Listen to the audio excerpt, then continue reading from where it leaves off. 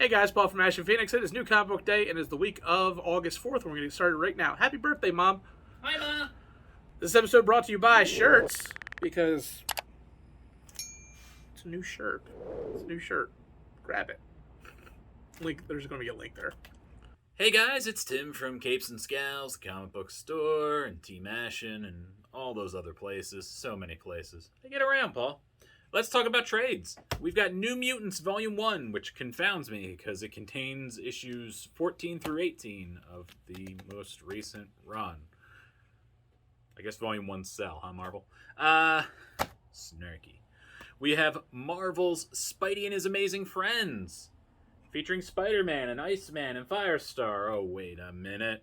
That's not who that is. Nah, keep that property alive. Did you ever go back and watch that cartoon? It's rough. It's pretty rough. I still enjoy it, but yeah. Curse of the Man-Thing. It's got that Gleason cover everybody likes. Supergirl Adventures, Girl of Steel. I really like this version of Supergirl from the Superman animated series. This is a bunch of issues predominantly from that. We got Hellions Volume 2. It's Zeb Wells, who I like, but it's an X book, so you know I'm kind of out. Kill 6 Billion Demons Volume 4. Very popular webcomic. Whatever. BPRD, Hell on Earth. It's pretty thick. Could not kill a man with it, though. I love this. OMAC. Kirby's old OMAC. Man, if you want to read something really weird that'll get your brain thinking, OMAC is definitely that book. We got Future State Wonder Woman.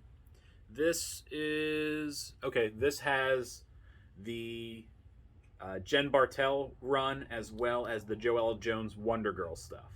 So, especially if you wanted to see the introduction of her, that's the volume you need.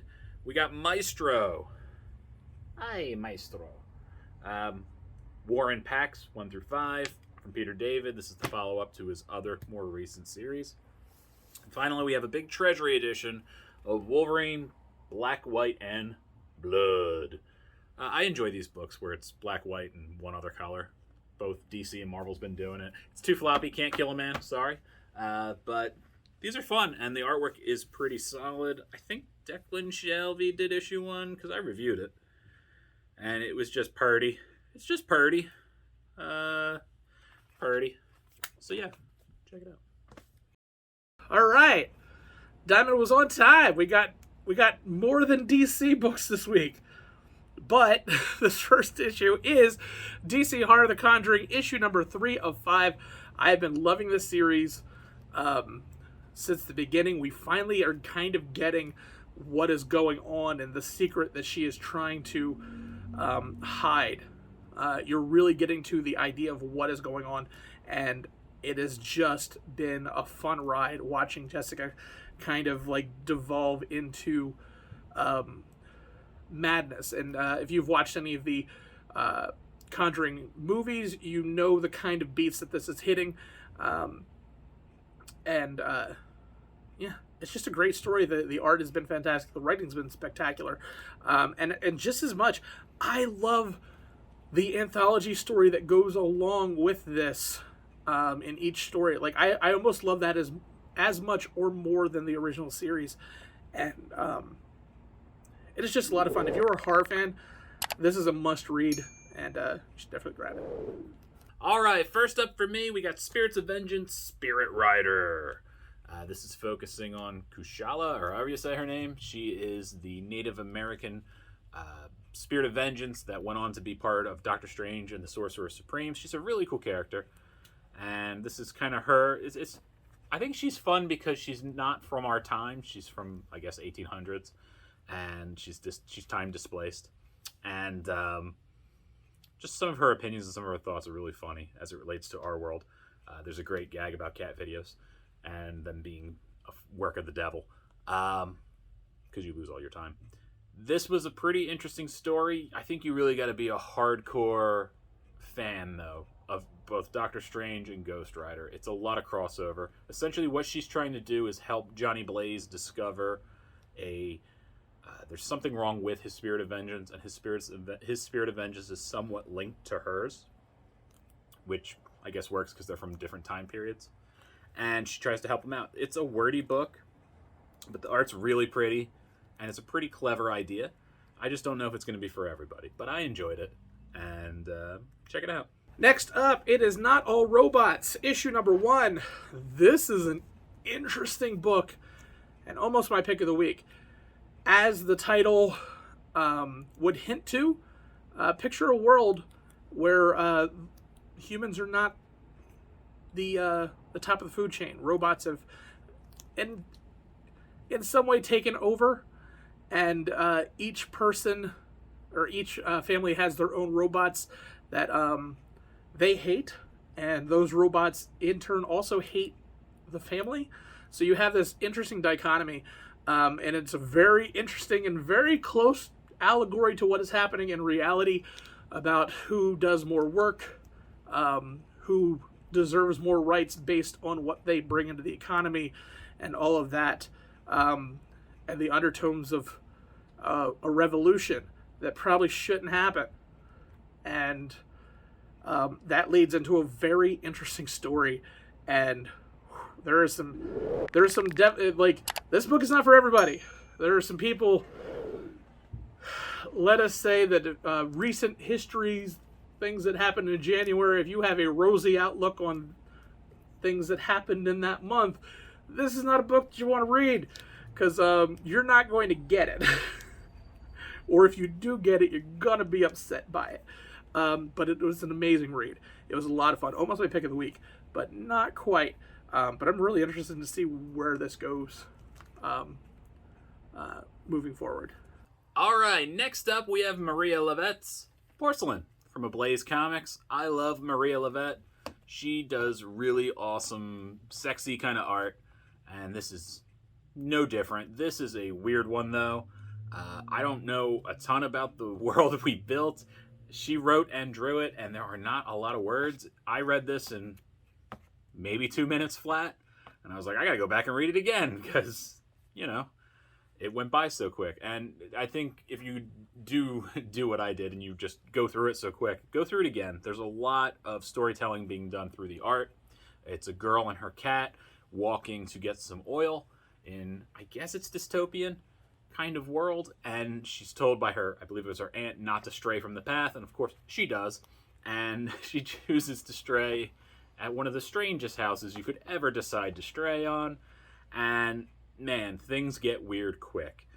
Kind of had like an Alice in Wonderland kind of feel to it, but just dark and gross, and we don't normally get dark and gross. We get dark, but not dark and gross from Maria Levette, so I don't know what to think of this, but it's got enough questions behind it that I would check out another issue. So I like Ablaze, so just, keep an eye out, check out their books, get something different. This is certainly different. What is my pick of the week? My pick of the week is The Me You Love in the Dark by Scotty Young.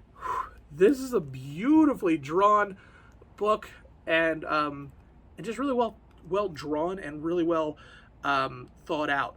When you hear Scotty Young, you just assume variants constantly, but he does a lot of great writing.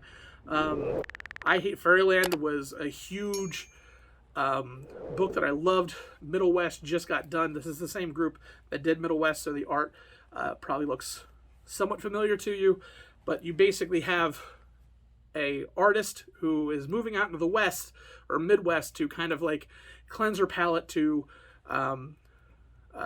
remove that artist block that some people have, and she picks a clearly haunted house to kind of jog things from her mind and finally go through, and the interactions moving forward for what are going to happen, because this actually is a haunted house, and it's not really a spoiler because you can kind of tell from the thing that obviously it's haunted. Like, there's questions like, is it haunted? Is it haunted? You can see it's haunted. And the interactions between her and the ghost are really going to be what pushes this story forward. But man, it is a lot of fun to read. I love the way it progresses, and I can't wait for more. I already added this to my bed, and I can't wait for more of this series. Like I said, it is beautifully drawn. It is really well written, and I can't wait for more. You should definitely grab this. All right, Paul, what could be my pick of the week? I have no idea. You should know. I don't. It's funny. I do now. We were stuck. Yeah, we were stuck. We only had our DC books for the last couple of weeks because we had shipping issues, and I was like, oh man, I love DC and all, but like I need a break. Let's read something else. And my pick of the week's a DC book. It's pretty great. It is. But it's good because it's a DC pick that you want it to be. That's true. It's not because you have to be. Yes, I want the option, and then I will. It feels better to choose the DC book because I want to, not because I have to. This is The Joker Puzzle Box. The Joker Presents a Puzzle Box. It's written by Matthew Rosenberg, who is awesome. We've had him at the store. He's a great guy.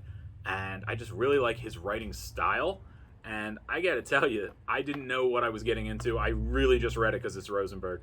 And the story is pretty cool. You have what appears to have been, there was some sort of confrontation with a bunch of villains, and nobody's talking about it except the Joker, because, he wants a donut and some coffee and stuff. And he just loves messing with people.